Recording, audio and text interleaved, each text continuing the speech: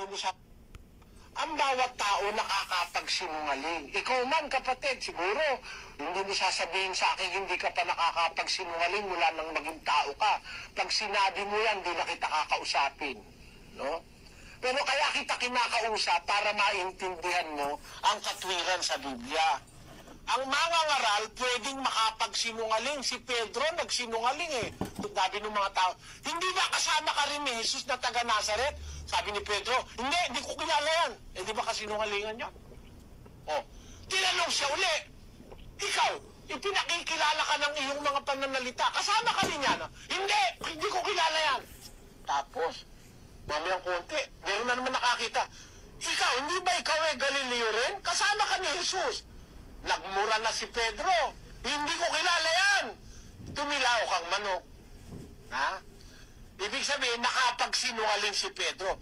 Pero pagdating sa aral, walang itinuro si Pedro na hindi galing kay Kristo. Lahat ng pinapasabi ni Kristo, sinabi ni Pedro, doon mo makikilala yung mangangaral na hindi sinungaling. Pagdating sa aral, totoo lang ang sinasabi niya. May takot siya sa Diyos. Hindi niya binabawasan, hindi niya dinadagdagan. Unang Tesalonica 2:3-4. Basahin natin.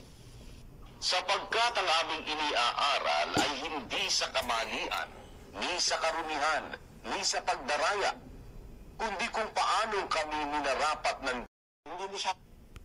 Ang bawat tao nakakapagsinungaling. Ikaw man, kapatid, siguro, hindi mo sasabihin sa akin, hindi ka pa nakakapagsinungaling mula nang maging tao ka. Pag sinabi mo yan, hindi na kita kakausapin. No? Pero kaya kita kinakausap para maintindihan mo ang katwiran sa Biblia. Ang mangangaral, pwedeng makapagsinungaling. Si Pedro, nagsinungaling eh.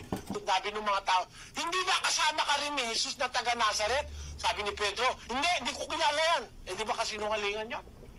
Oh, tinanong siya uli, ikaw, ipinakikilala ka ng iyong mga pananalita. Kasama ka rin yan.